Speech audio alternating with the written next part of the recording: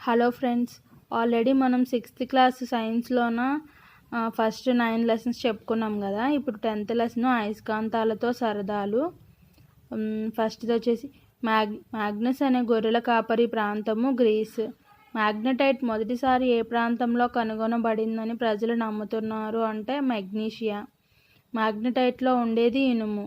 అయస్కాంతం వైపు ఆకర్షించబడిన పదార్థాలను అయస్కాంత పదార్థాలు అంటారు. ఎగ్జాంపుల్ ఇనుము, నికెలు, కోబాల్ట్ ఇవన్నీ. అయస్కాంతం వైపు ఆకర్షించబడని పదార్థాలను అనయస్కాంత పదార్థాలు అంటారు. ఎగ్జాంపుల్ కాగితము, చెక్క, ప్లాస్టిక్ ఇలాంటివన్నీ. అయస్కాంతానికి 2 ధ్రువాలు ఉంటాయి. అవి ఉత్తర ధ్రువము లేదా ఉత్తర కొన, 2 దక్షిణ ధ్రువము లేదా దక్షిణ కొన. అయస్కాంతానికి ఆకర్షణ శక్తి ఎక్కడ ఎక్కువగా ఉంటుంది అంటే అయస్కాంత 2 ధ్రువాల వద్ద అయస్కాంత ఆకర్షణ శక్తి అనేది ఎక్కువగా ఉంటుంది. నెక్స్ట్, ప్రకృతిలో సహజంగా దొరికే మ్యాగ్నటైట్ వంటి ఖనిజాలను, రాళ్లను ఏమంటారంటే సహజ అయస్కాంతాలు అంటారు. ఎగ్జాంపుల్ మ్యాగ్నటైటు, భూమి. కావలసిన ఆకారాలలో కృత్రిమంగా తయారు చేసిన అయస్కాంతాలను కృత్రిమ అయస్కాంతాలు అంటారు. లేదా ఇనుప ముక్కలను అయస్కాంతాలుగా మార్చే పద్ధతి నేర్చుకున్న తర్వాత అనేక రకాల అయస్కాంతాలను తయారు చేసి ఉపయోగిస్తున్నాం. ఇటువంటి మానవ నిర్మిత అయస్కాంతాలను కృత్రిమ అయస్కాంతాలు అంటారు. ఎగ్జాంపుల్ దండాయస్కాంతము, గుర్రపునాడ అయస్కాంతము, స్తూపాకార అయస్కాంతము లేదా గుండ్రటి చివరలు గల అయస్కాంతము ఇవన్నీ కూడా అన్నమాట. విరామ స్థితిలో దిక్సూచి సూది ఉత్తర దక్షిణ దిక్కులను సూచిస్తుంది. అయస్కాంత సూది యొక్క ఉత్తర ధ్రువాన్ని గుర్తించడానికి సాధారణంగా దీనికి ప్రత్యేక రంగును వేస్తారు. అయస్కాంతం ఎల్లప్పుడూ ఏ దిక్కులను సూచిస్తుంది అంటే ఉత్తర దక్షిణ దిక్కులను సూచిస్తుంది. ప్రస్తుత కాలంలో దిక్కులను కనుగొనడానికి ఉపయోగించే పరికరం దిక్సూచి. ఒక ఇనుప ముక్కను ఒకే దండాయస్కాంతంతో అయస్కాంతీకరణ చేయే పద్ధతిని ఏమంటారు అంటే ఏకస్పర్శ పద్ధతి అంటారు. ఏకస్పర్శ పద్ధతి అంటారు. 2 సజాతి ధ్రువాలు వికర్షించుకుంటాయి, 2 విజాతి ధ్రువాలు ఆకర్షించుకుంటాయి. అయస్కాంతం తన ధర్మాన్ని ఏ విధంగా కోల్పోతుంది? ఏ విధంగా అంటే వేడి చేసినప్పుడు, సుత్తితో కొట్టినప్పుడు, కొంత ఎత్తు నుంచి పడేసినప్పుడు కూడా అయస్కాంతం అనేది తన ధర్మాన్ని కోల్పోతుంది. అయస్కాంతాలను ఎలా భద్రపరచాలి? ఎలా అంటే వాటి విజాతి ధ్రువాలు ఒకే వైపు ఉండే విధంగా జతగా ఉంచాలి. వాటి మధ్య ఒక చెక్క ముక్కను ఉంచాలి.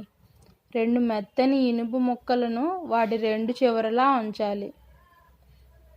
గతంలో నావికులు వేటిని వేలాడదీయడం ద్వారా దిక్కులను కనుగొనేవారు అంటే సహజ అయస్కాంతాలను. అప్పుడు దిక్సూచిలు అవేం లేవు కాబట్టి సహజ అయస్కాంతాలను వాడేవాళ్ళు. దిక్సూచి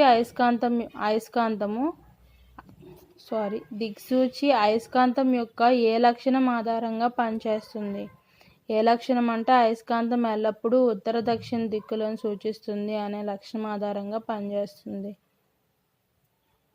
క్యాసెట్లు, mobiles, television, music system, compact disc మరియు కంప్యూటర్లకు దూరంగా అయస్కాంతాలను ఉంచాలి.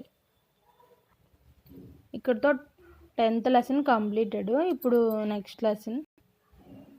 ఏమైనా డిస్టర్బెన్సెస్ ఉంటే క్షమించండి, బేబీ ఉంది అందుకని. మన చుట్టూ ఉన్న గాలి. 11th lesson. జీవుల యొక్క ప్రాణవాయువు ఆక్సిజన్. కదిలే గాలిని ఏమంటారు అంటే పవనం అంటారు. భూమి చుట్టూ ఆవరించబడి ఉన్న గాలి పొర లేదా భూమి ఉపరితలం నుండి అనేక కిలోమీటర్ల వరకు అనమాట. అంటే గాలిపొర అన్నాను కదా, భూమి ఉపరితలం నుండి అనేక కిలోమీటర్ల వరకు భూమి చుట్టూ ఆవరించి ఉన్న గాలిపొరను వాతావరణము అంటారు.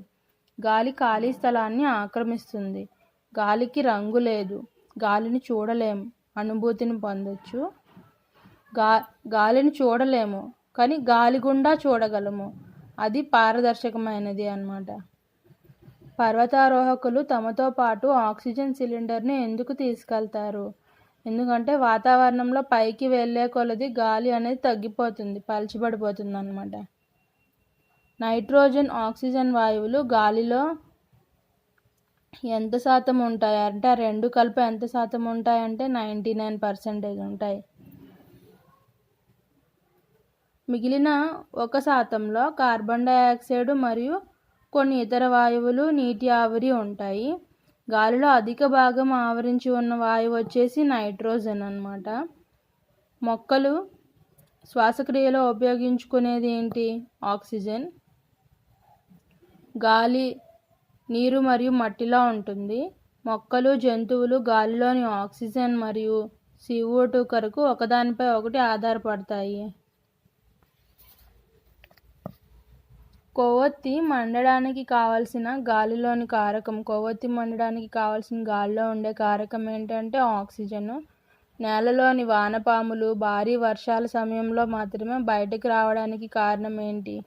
ఎందుకో ఎక్కువ వర్షాలు పడేటప్పుడు ఎందుకు మనకు వానపాములు బయటకు వస్తాయంటే మట్టిలో నివసించే జంతువులు అనేక బొరియలు, రంధ్రాలు నేల లోతుల్లో ఏర్పడతాయి అన్నమాట. ఇవి చిన్న చిన్న రంధ్రాలు చేస్తాయి కదా. ఈ బొరియలు మట్టి లోపలికి బయటకి గాలి చలించడానికి కావలసిన ఖాళీ ప్రదేశాలను ఏర్పరుస్తాయి అన్నమాట.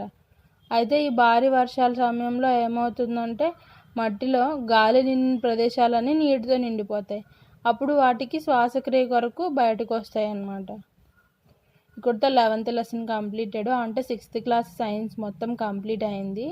నెక్స్ట్ వీడియోలో 6th క్లాస్ సోషల్ చెప్తాను. Thank you friends. Please subscribe my channel.